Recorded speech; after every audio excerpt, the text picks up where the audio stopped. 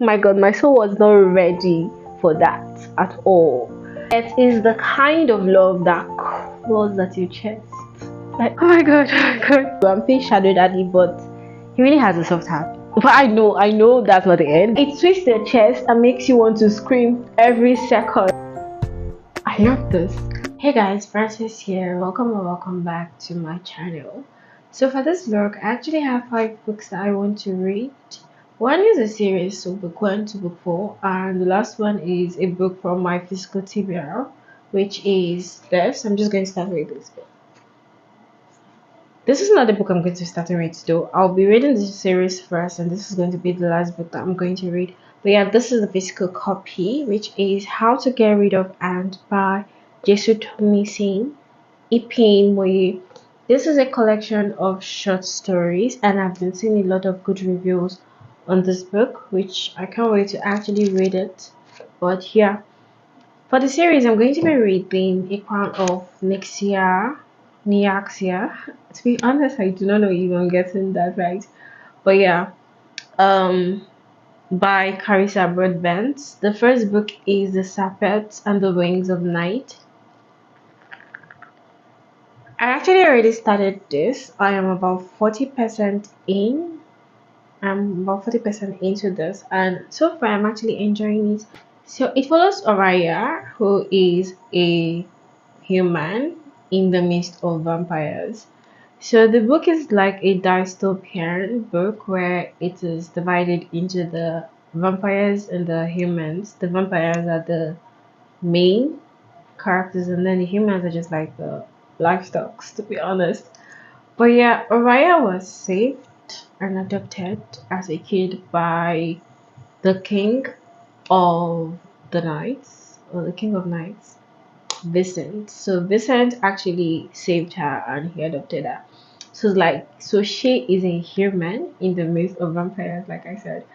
But the thing is, Vincent actually took his time to teach her how to fight, how to be able to defend herself, because it's a dangerous world. It's a dangerous world. Vampires are really nasty. But yeah, he actually took his time to actually like teach her how to fight, how to defend herself. He was invested in making sure that she stays alive. But yeah, he also told her the best way for her to be powerful as he is for her to take part in the Kejari, which is like a competition where vampires, human, because she's a human, go and like they fight among themselves anyways for a gift from Nyaxia.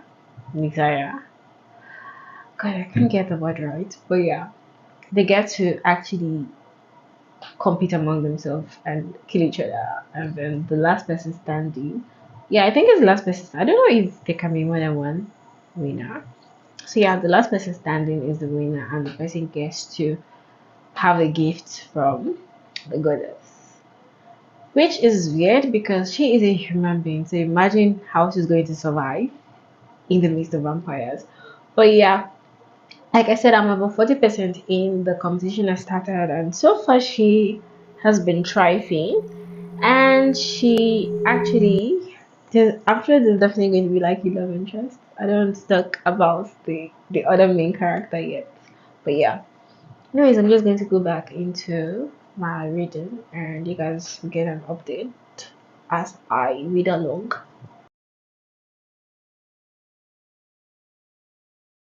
Hey guys, good morning. So I actually finished The Serpent and the Wings of the Night last night. I'm good. I absolutely enjoyed reading this book. Like the plot twist at the end, I wasn't prepared for it. I love a good fantasy with a good plot, and this book gave me that. First of all, the world building is just so beautiful. Like it's atmospheric, it's dangerous, but yet it is pretty. I don't know how to explain it. And oh my god, oh my god. First of all, let's talk about Vincent, Oria's adopted dad. Now, remember I said Oriya is a human and her dad is a vampire. He's the vampire king of the night. God, Vincent is so ruthless. He is very ruthless. That man is. I don't want to use the word wicked because I didn't know if they actually understand why he's ruthless. I mean, for you to be the vampire king, you have to be ruthless because everyone is after your crown.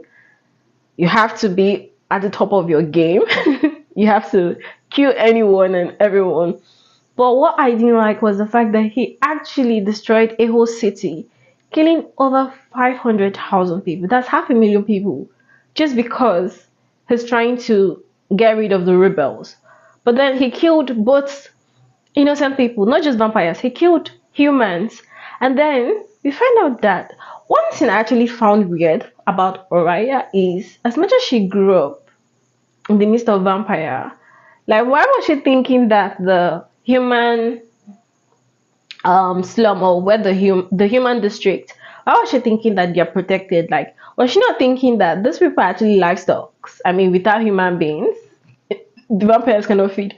So didn't she think that the main reason humans are actually there is because the vampires need to feed and they're more like breeding grounds and everything? Like Mariah was actually naive, but at the same time she is a badass. Like she's a badass. And then the ending was oh my god.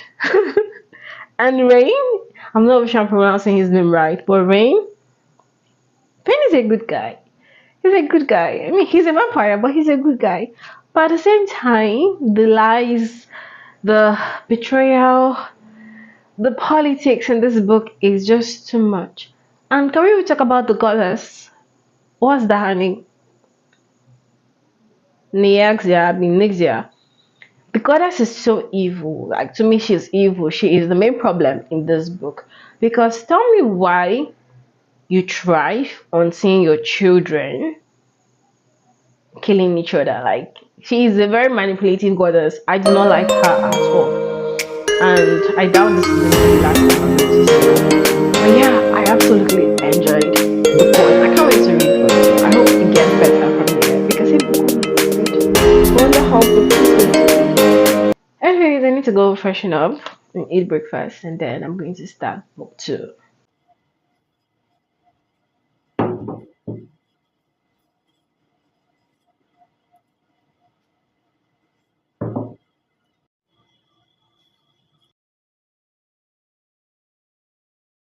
I finished The Ashes and The Star-Cursed King last night and God, I thought I was prepared for The Serpent and The Wings of Night, but I wasn't. You see Vincent's legacy? Oh my god. The gods came and the betrayal, the heartbreak. My god, my soul was not ready for that at all. Like the way Oriya and Rain love each other, it's messy, it's desperate, it's painful, yet it's the kind of love that claws at your chest. Like, oh my god, oh my god. I don't even like get me started on the gods. Those ones are very manipulative. Like they are very manipulative. Like one chapter I'm screaming and then the next I'm coughing. And then I'm just broken. Like if you thought book one was brutal, this one takes your heart, sets it on fire, and hands it back to you in ashes. I absolutely loved it. Like I loved it. Guys, so I'm currently reading The Songbird and the Heart of Stone, and I can tell that this might end up being my favorite book in the series. So Rain and Aura's story ended in book two. Now this one is about Mesh and Asa. Now Mesh is a human turned vampire, but before she became a vampire, she was a priestess for the god of sun, Atrosus. Yeah. So she was able to like wield his power, which is the sun. But then when she became a vampire, she realized that anytime she uses her power, she ends up getting burnt. So vampires can't stay under the sun, and her magic is the sun. So anytime she uses it, she ends up getting burnt. And at the same time, it feels like her god has left her. It feels like she is a disappointment to her god because he doesn't answer her as he used to. Anyways, something happened where she killed the vampire that owned her. Now we found out that the vampire that owned her is the prince of the Shadowburn. So she killed a prince. And anyways, the king, she got captured or got caught by the Shadowburn, and they were about to execute her. And then Asa came in and said he needs her to actually help him because he has what's that word? He has a mission from Nyaxia and it requires her power. That's how she was saved. It's not like he saved her because he cheated or anything. He saved her because she was useful. And then he found out that Atrocious actually decided to give her back her power because he has a mission for her to kill a god. So it just keeps getting better. Anyways, I don't want to give spoilers for this book.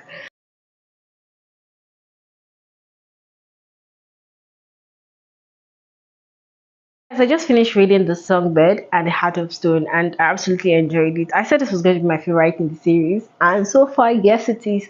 I loved Asa and Mesh's love story. If you love Shadow Daddy with a soft heart, then this book is for you because Asa is a very grumpy Shadow Daddy, but he really has a soft heart. Asa is a very big softie, even though he pretends not to be. He's a very big softie. And I love the fact that Mish was able to like kill a god. Like Mish, quiet Mish, soft Mish. She was able to kill a god, and I love the fact that she killed this god because it was a very self-centered, selfish, manipulative, annoying god. And I love the fact that she was able to like kill him. But then I hate the fact that she died. She died to bring Asa back to life. But I know that's not the end because there's book four. There's book four, and I can't wait to read book four to see how it's going to play out. But for now, Asa has the power of a god. Well, I don't think he's a god, but he actually has the power of a god for now. Anyways, I can't wait to read the last book, which is The Falling. Let me check. The Falling and the Case of Ducks. I can't wait to actually read this. Oh my god. I finished The Falling and the Case of Ducks. Carissa really said you want pain. Well, yes, pain. This is just a story, it's a decept. Like you feel every love, every shadow creeping in. It's not just a romance that wraps you up in comfort. It's one that haunts you. Like it twists your chest and makes you want to scream every second. The politics, the gods, the star-crossed chains of fate, it was too much and I loved every second of it.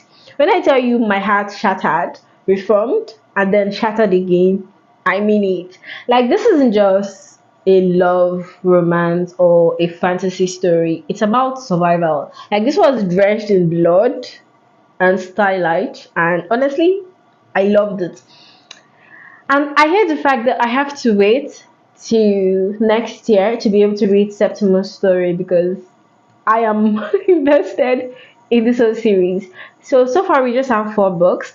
The first two books is Oriah and Rain's story and is about the night blood. Sorry, not night blood. The Nightborn vampires. So the vampires are divided into three kingdoms: the Nightborn, the Bloodborn, and the Shadowborn. So the first two books, Oriah and Rain's story, is about the Nightborn. Then the third and the fourth books are actually on the Shadowburn, which is Mish and Asa's love story. So I'm guessing the fourth and the fifth book would be about Septimus and whoever he falls in love with. So that's going to be about the Bloodborne, which I am excited about because Septimus is a very unhinged character. So I want to know how his love story is going to go. But yeah, I absolutely love this series. God, I haven't read a series in a while where every single book is worth reading. Like every single book just keeps you invested. I loved the series. I'm definitely going to recommend because God, I love this. Anyways, I'm going to be reading my last book for this vlog, which is How to Get Rid of Ants. I don't even know where I get the copy, but yeah, that's what I'm going to be reading when I find it. Hey guys, so I just finished reading How to Get Rid of Ant, and I'm not even going to lie, I actually enjoyed some of the stories in this book. Now, majority of the stories I read, I enjoyed, although there are about one or two that I would definitely remove if I had the opportunity because I felt they did not match with other stories in this book. One of my favorite is about, I think, reincarnation. Habenga, whose soul was put into the almost dead body of the grandchild of his younger brother who killed him. That's a very long explanation. And another one I enjoyed is the one about hunger, where the guy ended up eating a child and eating his best friend. That was a very creepy story. I also enjoyed the one where the girl ended up turning into a goat because she wanted to be free. Yeah, the stories here are quite creepy, but they are fun to read and they really like fast paced. It's a book that I would definitely recommend. Yeah, How to Get Rid of Ants. If you haven't read it, you should because it's one of those books that you pick up when you're in a reading slump or you just need something fast to breeze through. Because I really breezed through this. I finished this in 2 hours, which is a really short time to read a book. But yeah, it's short stories, so short stories are very easy to breeze through. Okay, so that's it for this video. I have read the 4 books I planned on reading for this video. Thank you so much for watching. If you haven't subscribed, please don't forget to subscribe. Until then, stay safe and I'll see you guys in my next video. Bye.